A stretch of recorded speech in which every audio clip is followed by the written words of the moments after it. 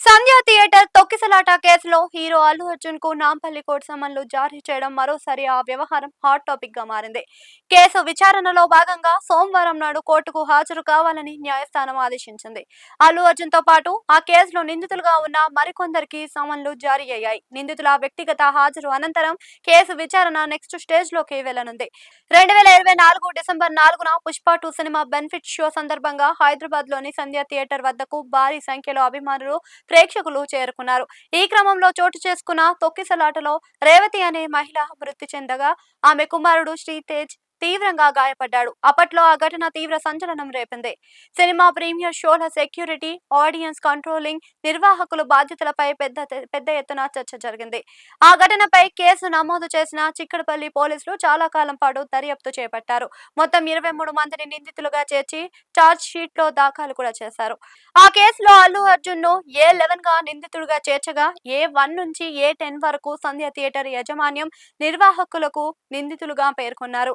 భద్రతా ఏర్పాట్లలో లోపాలు, ప్రజలను నియంత్రించలేకపోవడం వంటి అంశాలను పోలీసులు దర్యాప్తులో పరిశీలించారు. ఛార్జ్ షీట్ లో పరిశీలించిన నాంపల్లి కోర్టు కేసు విచారణ ప్రక్రియను ముందుకు తీసుకెళ్లేలా ఆ క్రమంలోనే నిందితులకు సమన్లు జారీ చేసింది. ఇప్పటి వరకు 19 మందికి సమన్లు జారీ అయినట్లుగా సమాచారం. వీరంతా కోర్టు ఎదుట హాజరైన తర్వాత కేసు ట్రయల్ ప్రారంభమయ్యే అవకాశం ఉంది. ఆ ఘటన తర్వాత అల్లు అర్జున్ పై నమోదైన కేసు సినీ, రాజకీయ వర్గాలలో కూడా చర్చకు దారితీసింది. పోలీసులు ఆయనను అరెస్ట్ చేసి కోర్టులో హాజరుపరిచిన సమయంలో కూడా ఆ వ్యవహారం పెద్ద ఎత్తున వార్తల్లో నిలిచింది.